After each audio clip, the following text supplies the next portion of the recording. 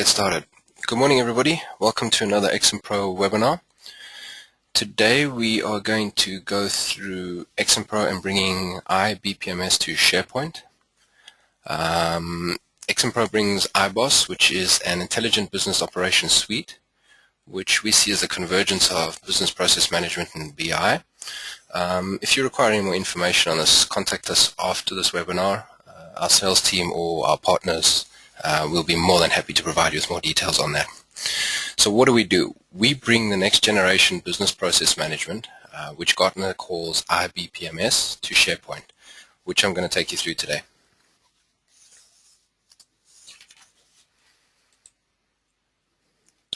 So what are we going to cover today? We've got three objectives we're going to go into. The first one is intelligent processes within SharePoint. What do we mean by intelligent processes? Follow this up with some examples as well. How to upload a document into a SharePoint document library. And the last one is using a SharePoint list as a data source. So, intelligent processes in SharePoint. The benefits of what we bring to the table of bringing intelligent processes into SharePoint. We've highlighted the three big ones that we've found. The first one is there is no coding. You do not need to open Visual Studio or any coding platform to deploy these processes into SharePoint. A SharePoint consultant or a business analyst can configure these. They can configure the processes, they can configure the web parts, they can configure the data lists that make up the lookups that you're actually going to be using within your processes themselves. And the last one is the same process information is available within SharePoint, within Outlook, within the web, depending on your platform of choice for your end users. So you're not confined to just your SharePoint environment. You've got the exact same process information, so you define it once. It's available on multiple interfaces for your users to work through. We're going to work through an example of XMPro in SharePoint, and we're going to touch on a few items. The first one is the standard web parts, a task list, the process form, how we render it in SharePoint, what it looks like, what components are available in it, and lastly, how to configure these web parts within SharePoint. I'm going to leave the PowerPoint there. I'm just going to bring across the web interface. This is not SharePoint for those of you that are familiar with SharePoint. This is our web interface. What I'm actually going to do from our web interface is create a new requisition, and with this requisition we're actually going to process it, push it through to the next step, and then we're going to access that from within SharePoint itself. So the first step we're going to do in XMPro's web front end. The second step from that point onwards is going to be from within SharePoint itself. So we're just going to keep it very basic. Stock requisition within the IT category. We just need to procure a new server rack for cloud backbone infrastructure. Let's attach a sample quote, the stock code, a description,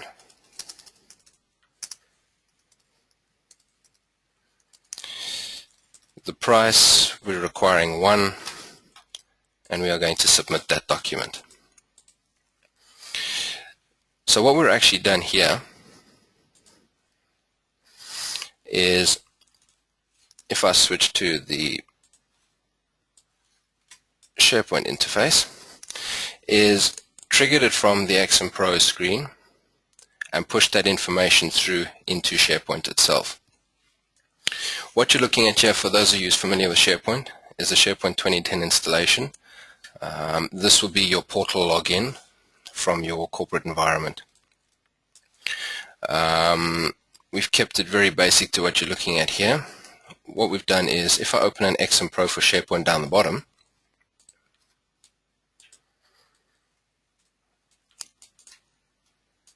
it will load a basic Webpart page, and on that Webpart page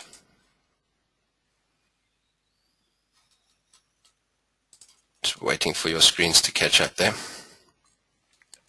And on the Webpart page, you will see two Webparts. You've got Webparts on the left and you have a Webpart on the right. We've got a task list that we've populated on the left. If I stop here for a minute and we go back into the XMWeb interface, if I open up his to-do task list and I open up the broadcasting, you'll see we have capture Mad Tuesday brief, capture a promotional brief, and capture a Wacky Wednesday brief as well. If we move over to the SharePoint web parts, I draw your attention to the top. We have capture a promotion brief, a Mad Tuesday brief, and a Wacky Wednesday brief. So what we've actually got there, let's go back there.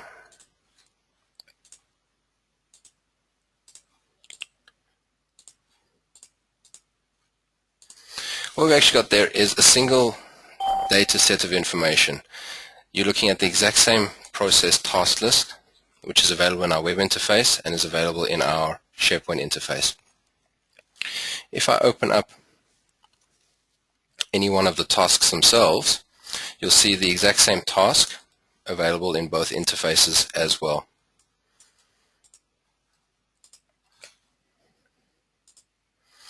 So what we've got is, it looks like a very busy screen. I'll walk you through what we're actually looking at on the screen here. So to keep it simple, we've got two web parts on the screen. You've got a web part zone on the left and we've got a web part zone on the right. If I move my mouse over the top, you'll see you've got your basic SharePoint web part functionality.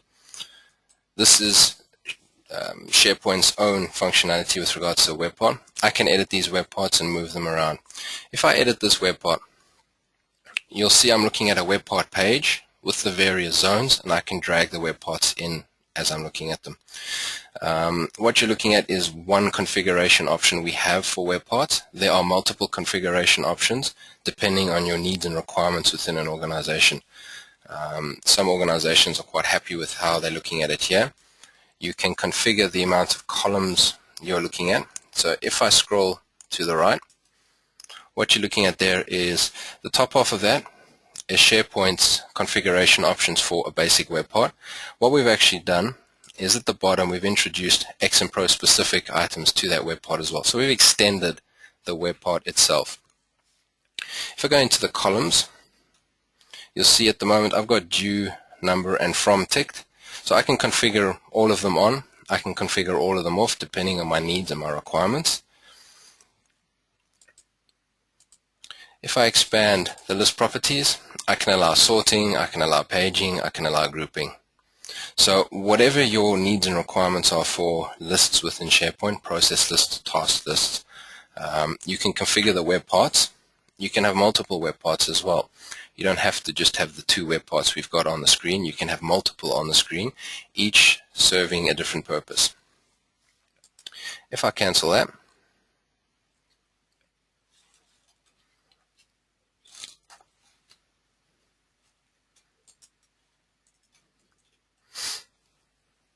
just wait for the SharePoint environment to cancel the web part editing, and we come back to the form that we're looking at. So what we're looking at here is we've got a list of tasks for a specific user down the left. As soon as he clicks on a specific task, it's going to open up the task definition we've configured on the right. In this instance, it's a purchase requisition. We've got an approver name, his approval limit, requisition total, and we have a budget goal in the middle, indicating his current budget, his actual, his committed to, and his requested. We bring through the details down the bottom from the person requesting, and the current user can put comments in. We can view the current process flow diagram at the top as well. So what we're looking at here is a budget graph within an approval form. What we've got along the right there are the various routing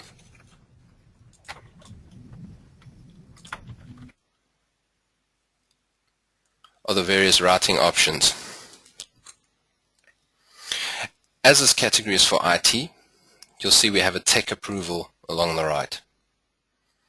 If I picked a category from the previous step as maintenance, I would get a maintenance approval. Or if I picked it for finance, I'll get a finance approval. So you have dynamic routing options which appear on the right, which are context aware. They're aware of the information that's captured on the screen, and they adapt themselves accordingly. What we're going to do here is, this is our design environment, what we call the XM Designer. This is where we configure the processes once to deploy them to the multiple platforms. If I double click the first approval, this is the same approval screen that we've just looked at with the graph in the middle, the budget graph asking for approval for specific spend to a specific category. If I drag the chart in and we just go set up some properties, I'll just get rid of his caption. Let's open up the chart. So what we've opened up here is what we call our chart wizard, which allows us to build our in-flight analytics into processes. I'm going to leave it as a bar chart. You've got appearance options. You can change its colors. You can change its styling options. So everything doesn't have to be the XMPro colors or orange all across the board. It can handle multiple series as well. I'm going to call this month. And there's various other options down the bottom here. You've got full control over how your charts get configured with regards to where are their point labels, where are their chart titles. If we go into diagram, because I've picked a bar chart, I'd actually like this chart to be rotated. It's going to make a lot more sense to me rotated versus horizontal. I've got control over axis. I want to give the chart a title as well. So let's call this spend to date. And I can click finish. If I go back to our SharePoint form and we refresh that form itself, what you'll see right at the bottom, as it was the last control I've added onto the form, we'll have a second chart that's going to appear, pulling information. Now, this chart can pull its information from multitudes of sources. It can pull it from a SAP system. It can pull it from an Oracle system. It can pull it from a flat file system. It can pull it from a modern mainframe system. It can pull it from a legacy mainframe system. So if I scroll down, you'll see I have my current spend to date. Now, it's good having the two graphs. I'd like to move this chart up so that it actually makes a lot more sense above my budget goal. If I go back into the workspace itself, I'm just going to change the index for the chart. Once again, if we refresh that form, you'll see we have spend to date, which is now appearing above budget goal. So very quickly, you can start creating in-flight analytics and have it pushed through into a SharePoint front end. We dragged the chart on, linked it to an existing data set, configured the various options on it, and surfaced it for the actual approval user to have a look at.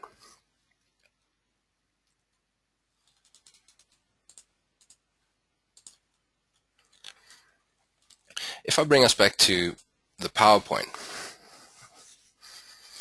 so what we've just gone through is an example of XMPro and SharePoint. So we've looked at a standard web part. We saw an example with two web parts, one on the left, one on the right, the one on the left being a task list, the one on the right being the actual form render web part. So task list is exactly the same task list as any other XMPro interface. It's the exact same task list you look at if you log into the web, if you log into Outlook. The process form. We had a look at how the form is rendered. We had a look at the information that was being pulled through from that form. We added an extra chart onto the form, linked it to an existing data set, which brought a lot more information to the user, context information to the user. And then lastly, we looked at how to configure. So So how to configure a web part firstly. Exactly the same as you would configure any other web part in SharePoint. It's got the same SharePoint web part options. We've just extended them and added a few extra at the bottom to control how the lists display their information and how the form displays its information. We also looked at how to configure our in-flight analytics by creating a basic chart, linking it to an existing data set, and move the chart around on the actual form.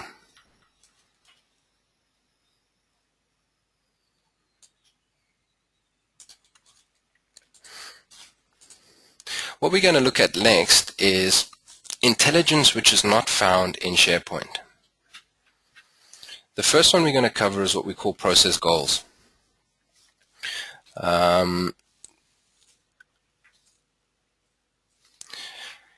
Second one we're going to cover is social process discussions. The third one is next best actions. And finally, the last one, case files. So we're going to take each of these and have a look at how is this intelligence, which is not currently in SharePoint, brought to SharePoint with XMPro's iBoss offering.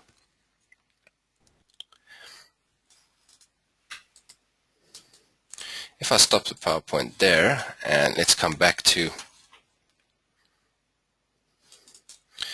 the XMPro screen.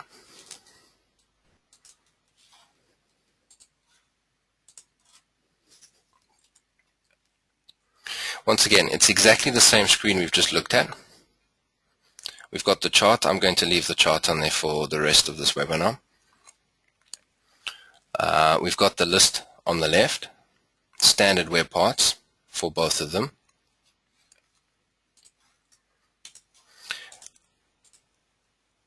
What we're going to look at with regards to the intelligence we bring to the table is across the top. So the first one we've got is process goals.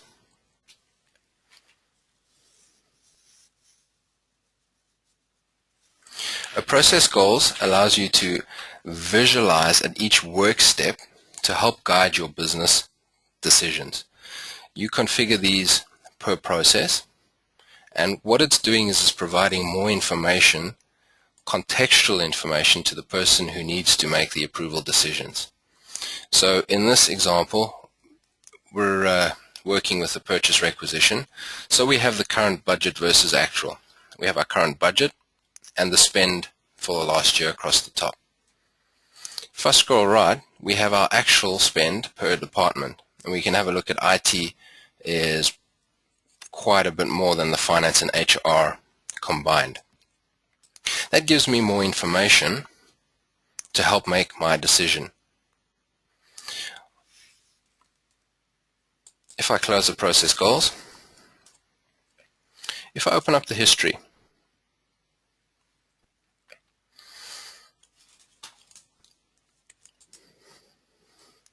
what the history is showing is the entire audit trail for the process. So every single step that we do is auditable. Every step that we capture goes into a time and date stamp attached to a user itself. If I scroll down, what you'll see there is we've got two icons. The first icon indicates to me that it was a specific task. So task 1 was to create a new requisition. What the second icon tells me is a discussion was actually created linked to that task. This brings us back to, if I just jump to the PowerPoint once again, this brings us back to social process discussions. Social discussions around a process. Now this can be a specific transaction, or this can be globally at process level. I'm not happy with the procurement process, it's taking too long. Or I'm not happy with the step in the procurement process, it's asking for too much information I don't have available at the time. In the current example, we actually have a process discussion which is attached to a transaction. You can drill all the way down into that, and it will bring the information back specific to that transaction itself.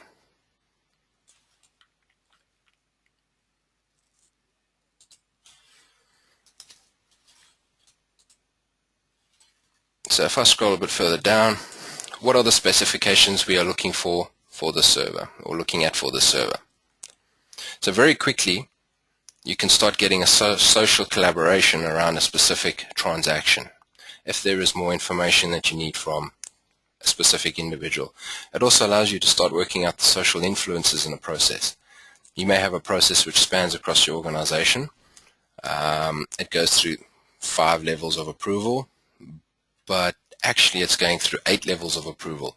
2 other levels or 3 other levels are going through email, a phone call, an instant message, or some other mechanism which has not been captured. If we go to the discuss at the top, what we've got here, this is where we actually capture the discussions and link them to a specific task, or link them to a global holistic level of a process. So I can pick a procurement purchase requisition and I can capture a message. I think this process is taking too long, there are too many steps in it. Or if it's a customer onboarding process, I think we need to revamp, take it from a structured process to unstructured. I cannot get to the steps in time even though I know more information about the user itself. I can discuss it with a particular user, or I can leave it open to everyone that's got access to that actual process itself.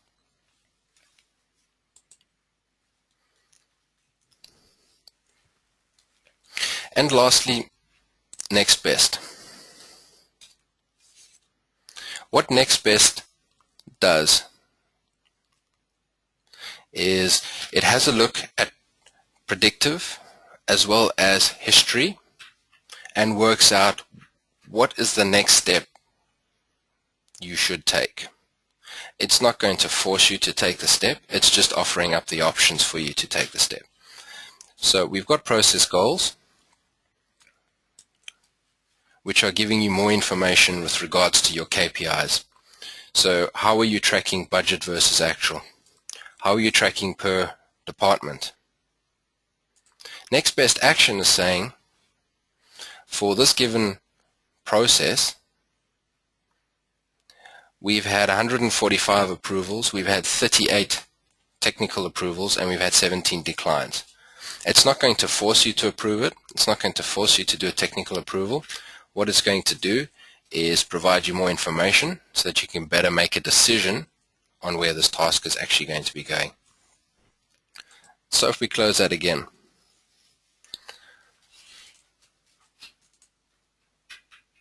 if I bring this back to SharePoint again, and let's take it from the top.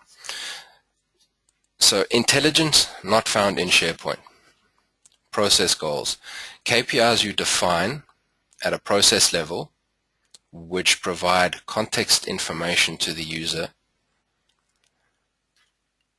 Second, social process discussions.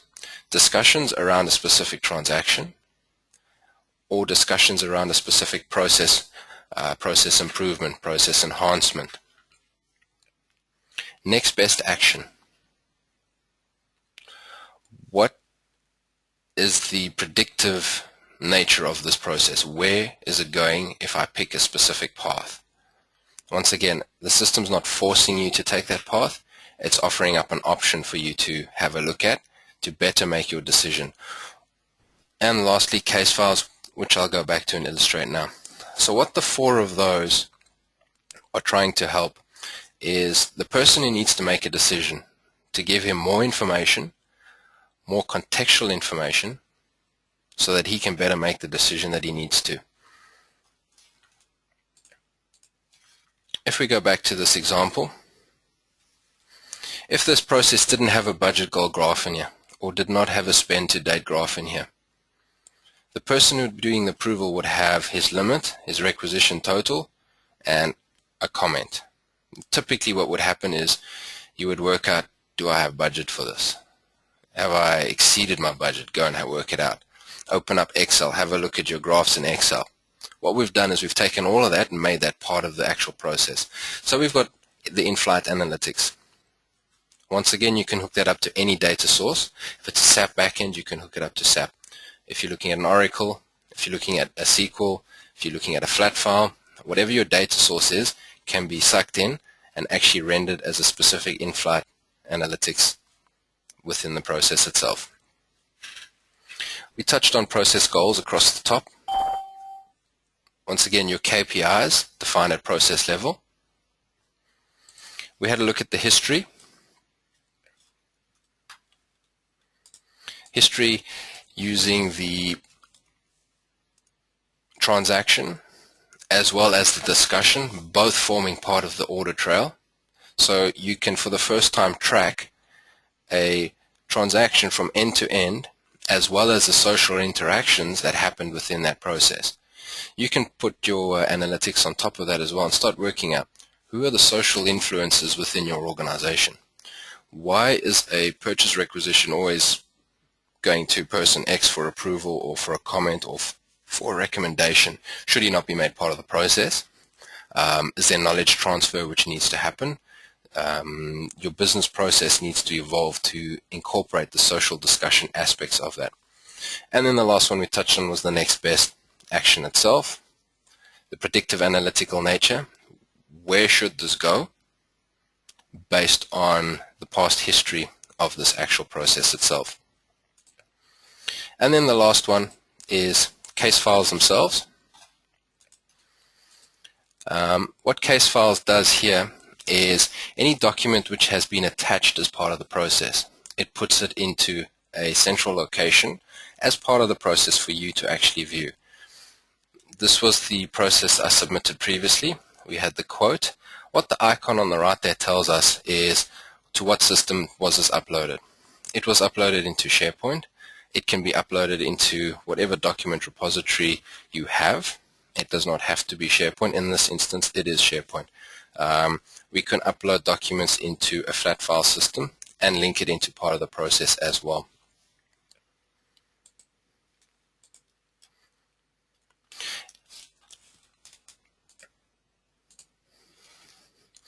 So intelligence not found in SharePoint.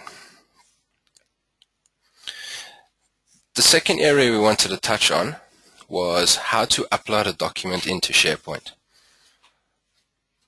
First of all, the benefits of doing that from within a process environment is you can apply your version management. You can apply your metadata to the documents. So if you have specific documentation which needs to be uploaded, if you've got a policy documentation or a contract which has specific metadata attached to a contract, you'd want to push that through into SharePoint as well. SharePoint handles the indexing of that, which means the searching and bringing out of that information is very quick.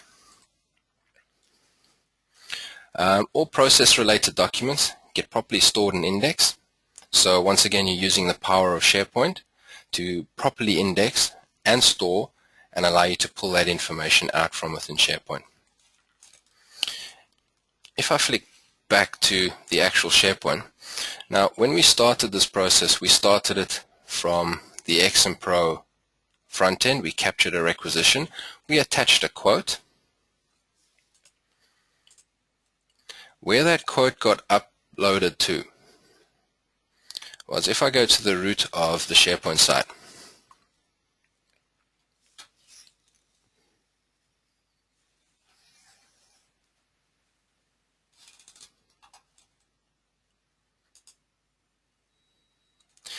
if you have a look down the left, we have libraries.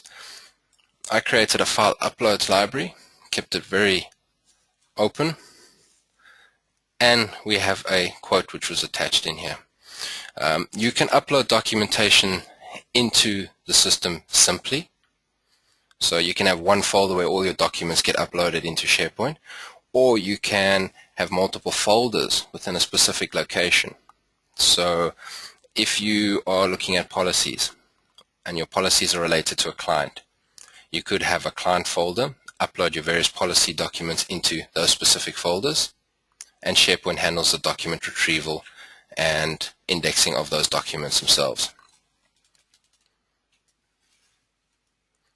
If I go back to the home page,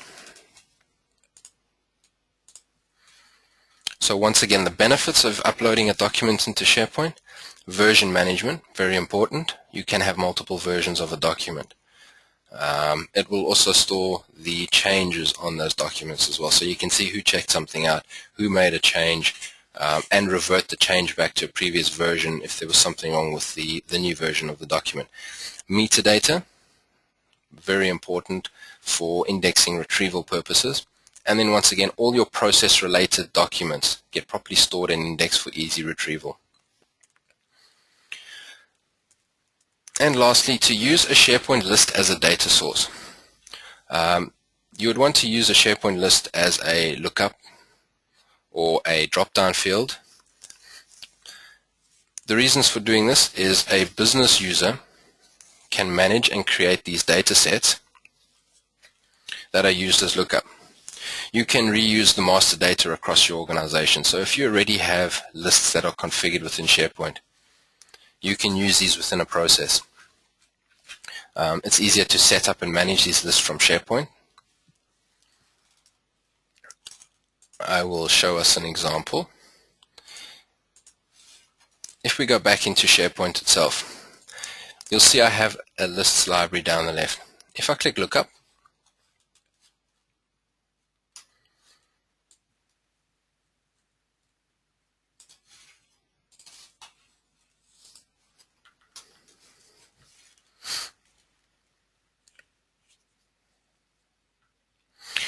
you'll see we have the list is termed Lookup, and within it we have maintenance, IT, cleaning, finance, and I've just linked it to a procurement type of general.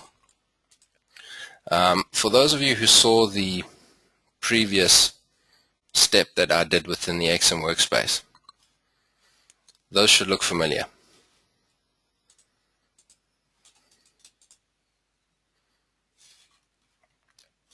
If I open up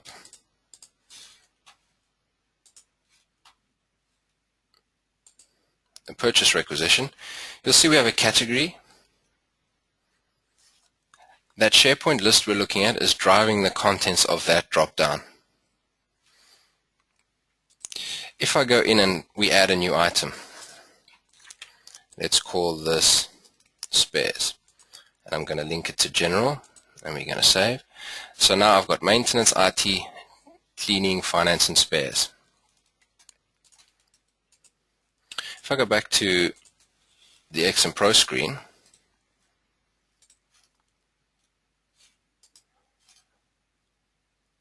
we have spares down the bottom. If I do the same from within SharePoint, so once again I'm just going to the portal page within SharePoint, I've got an open XMPro for SharePoint down the bottom. The two web parts, right across the top I have a process list. If I scroll down, I can create a new purchase requisition.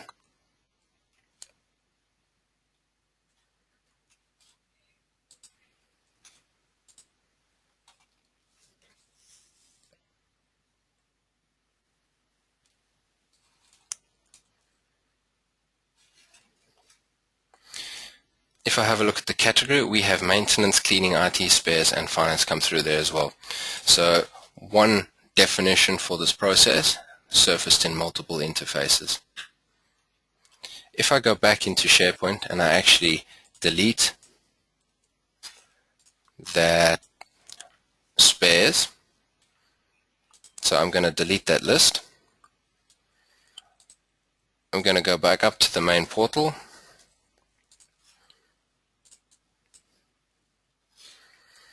Once again, process list, scroll down to the actual requisition itself, maintenance, cleaning, IT, and finance. So very quickly I can configure and manage my data lists within SharePoint, which is easy and simple for a business user to do. If you already have lists created,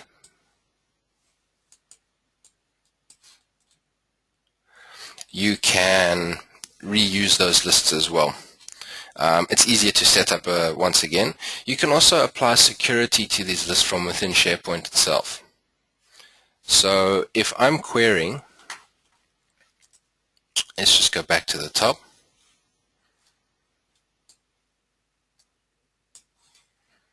And we go back to our list. I have a specific procurement type that I was linking this to. You can set up various access and security within SharePoint so that specific individuals do not have access to specific procurement types or requisition types. I've got a very simple example here. You may have your cost centers stored and maintained within SharePoint. If user is not allowed a specific cost center, you would set that security up in SharePoint, and we would enforce that security within XMPro as well, so that information is not surfaced where access is not given for it.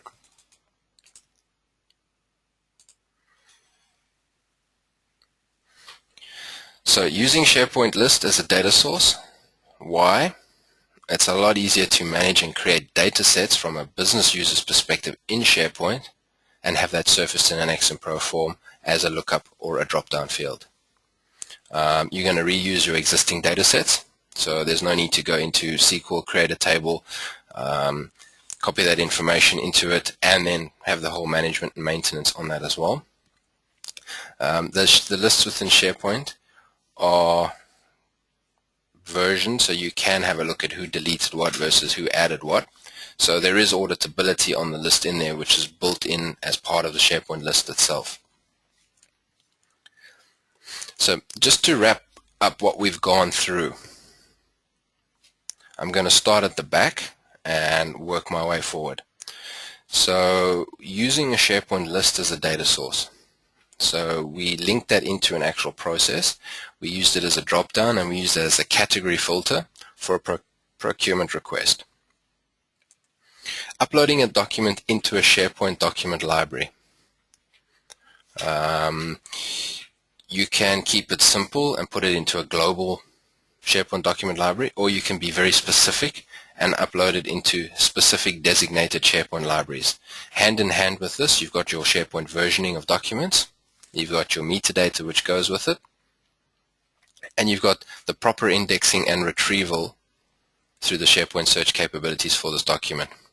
The document is linked in the case file function, so you can have a look at that from a process perspective versus having to go into the SharePoint document library, find the document, and pull that information out there as well. And then where we started, intelligent processes within SharePoint. XMPro brings iBPMS to SharePoint. Within that, we had a look at standard web parts. We had a very simple SharePoint web part page. We had tasks and lists on the left, and we had the form on the right. The task list, the same task list is available in all the XMPro interfaces. So you deploy it once, see it in multiple interfaces. We had a look at it in the web interface, and then we switched over to the SharePoint interface.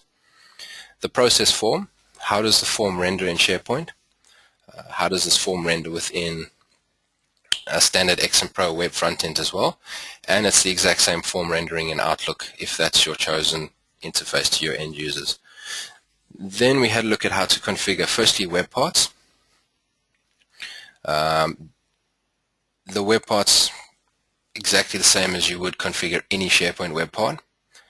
You can edit the web parts. You've got your SharePoint functionality. We've extended that with XMPro specific information around lists, columns, where's it getting its information, colors, that kind of information on a web part. Then what we had a look at is what intelligence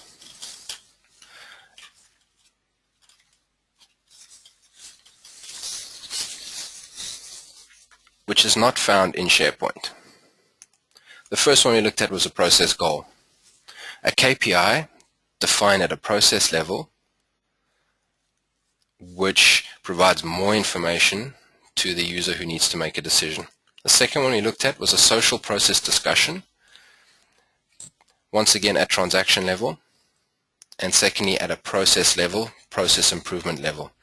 The ability to start that from within the process itself as well as the audit history surfacing the task, process, discussion, as well as responses to the discussion as well. So it's all part of the audit history. So for the first time we can add and link social process discussions to a process transaction and actually have an audit trail that represents that. The third one was next best action. Predictive analytics, looking at the history of that actual process. Where's the history of that going, and predicting where the next logical step for the routing would be. Once again, it's not going to make the decision for you. It's just providing you more context information so that you can better make the decisions you need to make with that process. And the last one is the case files themselves. We've uploaded a document to SharePoint. We've uploaded a second document and a third step and a fourth step. If you wish to view these documents without the case file feature, you would need to go into SharePoint, find the specific document library, and pull that information out. So what we did with the case file is we've given you the functionality from within the process itself to click the case file, open up, and that'll return you a list of all documents which have been uploaded, irrespective of their document repository, whether it's SharePoint, whether it's a file system, whether it's another document management system at the back. It's all in one central place. You can access it from within the process and make your decisions from there. Thank you for attending today. If there are any questions or any feedback, please send them through. We'll send replies as soon as we get those. And thank you. Have a great day.